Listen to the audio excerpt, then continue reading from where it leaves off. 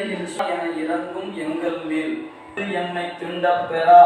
திருநீலகண்டம் என்று போற்றுகின்றார். கைவினை செய்வதே அந்த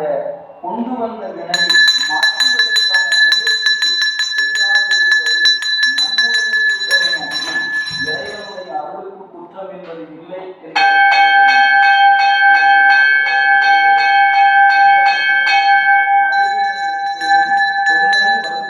काशी महाकालभैरव काशी महाकालभैरव काशी महाकालभैरव काशी महाकालभैरव